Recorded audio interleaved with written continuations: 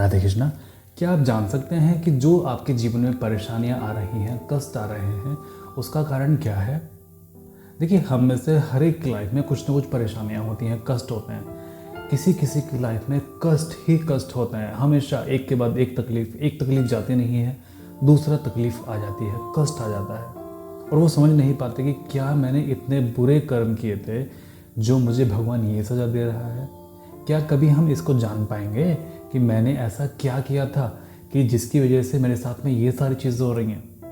मान लीजिए, अगर आप रोगी हैं या अगर आप बीमार हैं, तो या आपकी लाइफ में कोई भी कष्ट है, ए टू जेड कोई भी, आपकी लाइफ में आप अपने लाइफ पार्टनर से परेशान हैं या ए टू जेड कुछ भी, तो क्या उसका पता लगा सकते हैं आप कि ये मेरे साथ आखिर ऐसा क्यों हो रहा है और क्या उसका कोई सॉल्यूशन है?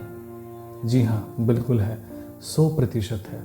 मैं इस बारे में यही चर्चा करने वाला हूँ आज। पूरी वीडियो देखने के बाद आप स्वयं जान जाएंगे कि आपको इससे कैसे निकलना है या फिर आपका माइंडसेट पूरा आज बदलने वाला है।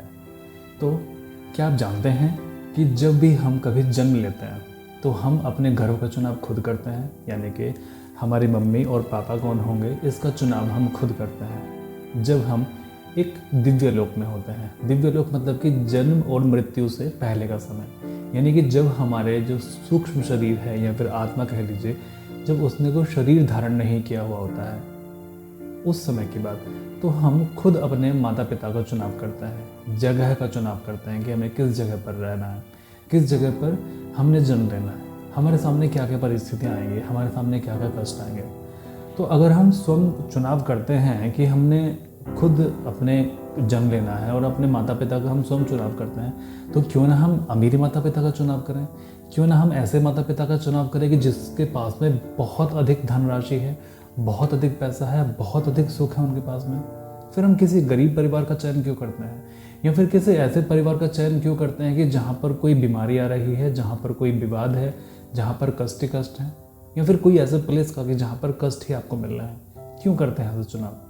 देखिए, अभी आप केवल लाइफ का एक बहुत छोटा हिस्सा देख रहे हैं। ये जो आपकी पूरी लाइफ है, ये एक बिंदु से भी बहुत छोटी है इस यूनिवर्स के सामने, इस यूनिवर्स की एज के सामने। और आपको ये नहीं पता कि आप इससे पहले कितने जन्म ले चुके हैं और आपके साथ में क्या क्या चीज़ें हो चुकी हैं।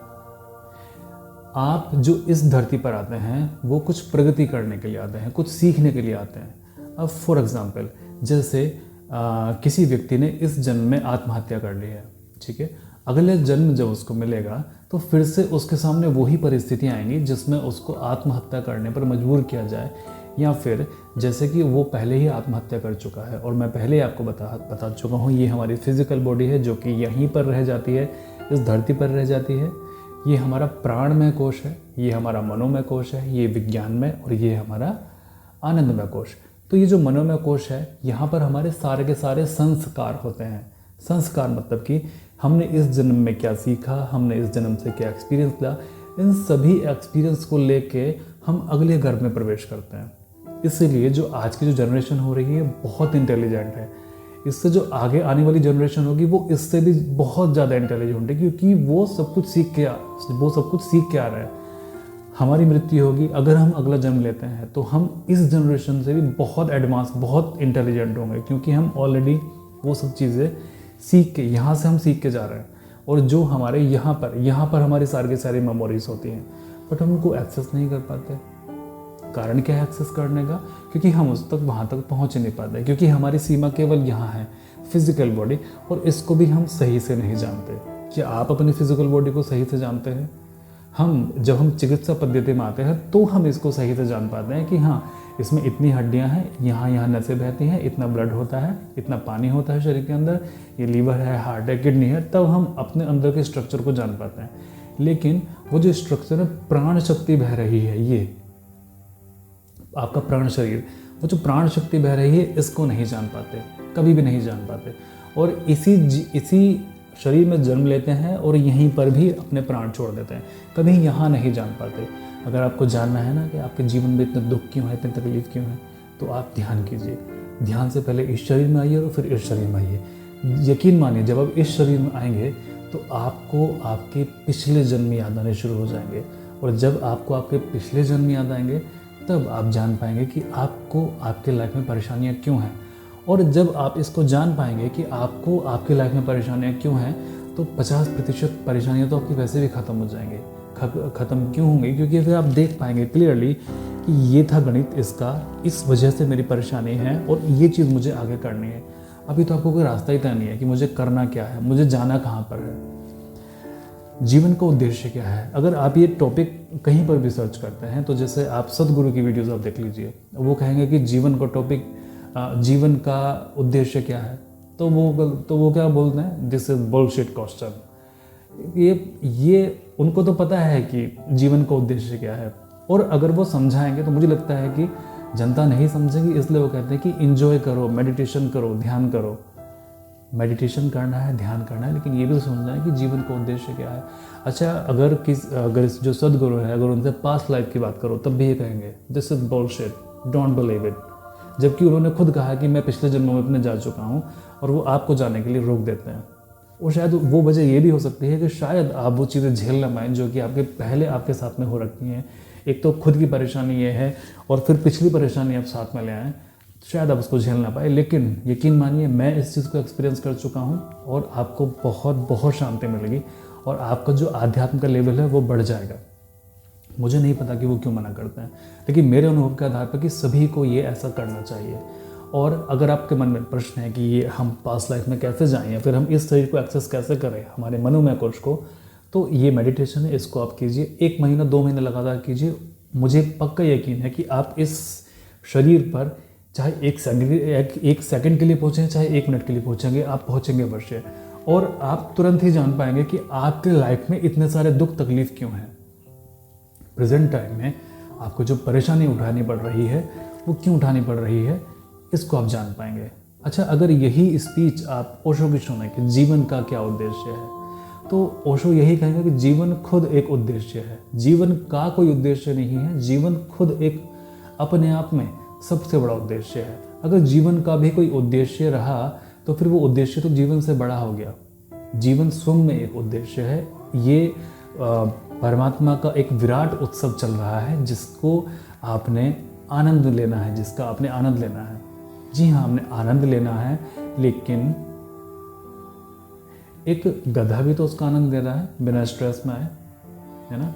तो क्या हमें वो गधे वाला आनंद चाहिए, या फिर एक बुद्ध वाला आनंद चाहिए हमें आप खुद सोचिए ना, क्या वो पशु वाला आनंद चाहिए जो पशु आनंद ले रहा है। जैसे एक शेर है, शेर जंगल का राजा है, वो कोई स्ट्रेस में नहीं है, वो भी तो इस प्रकृति का उत्सव मना रहा है। ये जो प्रकृति में लगातार उत्सव चल रहा है, ये जो चिड़ियाँ संगीत गा रही हैं, ये जो हवाएं संगीत फैला रही हैं, ये जो पानी के गिरने की मधुर मधुर ध्वनि हमारे कानों में पड़ रही है, और सारे सृष्टि पूरा उत्सव मना रही है।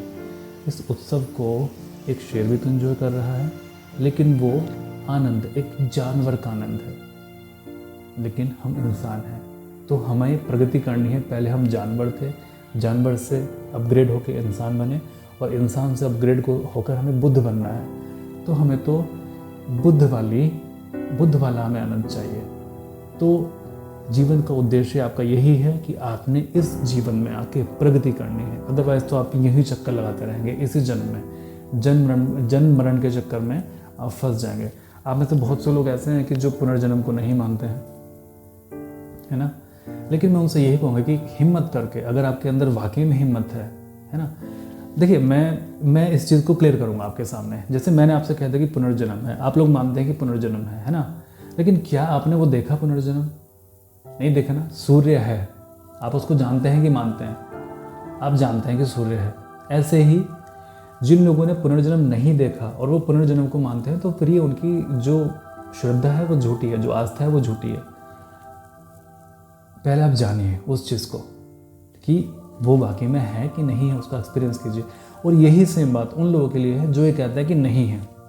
हमारी किताबों में तो लिखा हुआ है कि नहीं है। अगर किताबों में भी लिखा हुआ है तो हम नहीं मानते कि है। बिना कहे ये मान लेना, बिना देखे ये मान लेना कि ये चीज़ नहीं है, ये तो फिर सरासर मूर्खता हो गई ना। फिर आप पढ़े लिखे काहे के रहे? फिर आप इस विज्ञान वाले युग में कर ही क्या रहे हैं? आपको तो फिर पाषाण युग में चला जाना चाहिए था। आज का समय विज्ञान को ही आ गया, हर चीज़ एक प्रूफ मांगती है। लेकिन एक ऐसा प्रूफ है कि इसको खुद ही आपको प्रूफ करना है, कोई और आप प्रूफ नहीं करेगा आपको, विज्ञान प्रूफ नहीं करेगा, क्योंकि विज्ञान इस चीज़ को प्रूफ नहीं कर सकता। हाँ, आपने ऐसे कई उदाहरण देखे होंगे कि जहाँ पर बच्चों के पुनर्जन्म होते हैं और वो अपने पास्ट लाइफ की पूरी घटना बताते हैं, और कई बार अपने कातिलों को भी पकड़ा देते हैं कि इसने मेरा कत्ल किया था और मुझे यहाँ दफना रखा था, और जब वो खोजबीन की जाती है तो पक्का मिलता भी है। ऐसे कई हज़ार या लाख सबूत इस धरती पर उपलब्ध हैं, केवल भारत में ही नहीं, बाहर भी, आउट ऑफ कंट्रीज़ भी, विदेशों में भी, इवन मुस्लिम कंट्रीज़ में भी ये उदाहरण उपलब्ध हैं, जहाँ पर ये कहा जाता है कि मेरा कत्ल उसने किया था और यहाँ मैं दफन हूँ, आप जाइए और देखिए। और वाकई में वो चीज़ वहाँ रियलिटी में निकलती है। तो यहाँ पर एक चोट लगती है हमारे विश्वास को कि जो हमने आज तक पढ़ा, जो सीखा, या फिर जो हमारा विश्वास है उसको ये कैसे छोड़ दे सकता है, और फिर हम उसको इग्नोर कर देते हैं जैसे कि वो है नहीं, उसको हटा दिया। जबकि क्या हुआ था, जबकि परमात्मा ने आपको एक चांस दिया था कि हमने आप तक ये खबर पहुंचाई है, आपको एक चांस दिया है कि आप इसको देखो, आप इसको स्टडी करो, आप इसको पढ़ो। ऐसे चांस मैंने कभी भी नहीं छोड़े, और जो मैं आपके सामने आज हूँ वो इन्हीं चांसेस की वजह से हूँ। मैंने आज तक कोई भी ऐसा चांस नहीं छोड़ा जहाँ पर मुझे कुछ चीज़ें हटके मिली। जहाँ भी मुझे चीज़ें हटके मिली मैंने उनको पकड़ा और इसको स्टडी किया, उनको अनुभव किया। और मैं इसलिए नहीं कह रहा हूँ कि मैंने इस चीज़ स्टडी की है, ठीक है, मैं ये आपको अपने अनुभव के आधार पर बता रहा हूँ, क्योंकि मैं अपने पिछले 4 जन्मों में जा चुका हूँ इसलिए। बट मैं यहाँ पर अपने जन्मों की बात नहीं करूँगा, मैं यहाँ पर करूँगा कि आप अपने पुराने जन्मों में कैसे उतर सकते हैं। ये मेडिटेशन आप अवश्य कीजिए, ये इससे आपको आपके पुराने जन्मों में उतरने की सहायता मिलेगी, और हो सकता है कि आप इसमें उतर भी जाएं और आपको सभी चीज़ें वो याद आ जाए कि आपके जीवन में इतनी परेशानियां क्यों हैं। और जब आप उस चीज़ को देख लेंगे तब आप सभी परेशानियों से हमेशा के लिए मुक्त हो जाएंगे, क्योंकि फिर आप जागे जागे नहीं सोएंगे। क्योंकि अभी तो आप मेरी वीडियो देख रहे हैं, बट आपका जो मन है वो सोया हुआ है, वो उतना अंडरस्टैंड नहीं कर सकता। लेकिन जो मैंने आज बातें कही हैं, आपको इनमें से आधी बातें समझ में नहीं आएंगी। आपको लगता है कि आपको समझ में आ गई हैं, लेकिन अभी उनके गहराई समझ में नहीं आएगी आपको बाकी में, क्योंकि मुझे भी नहीं आती थी वो चीज़ें। मुझे लगता था कि मुझे बहुत सारी चीज़ें समझ में आ गई हैं, बिल्कुल क्लियर 100% समझ में आ गया, बट वो नहीं आता था।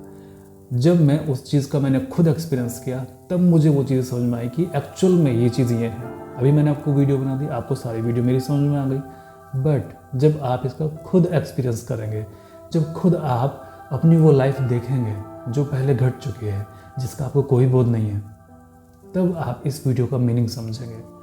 और फिर आपको विश्वास नहीं होगा, फिर आप खुद कहेंगे मुझे पता है कि पुनर्जन्म होता है, क्योंकि मैं उसमें जा चुका हूँ और अपनी परेशानियों को देख चुका हूँ। अब मुझे पता है कि मुझे क्या करना है। परमात्मा सभी का भला करेगा।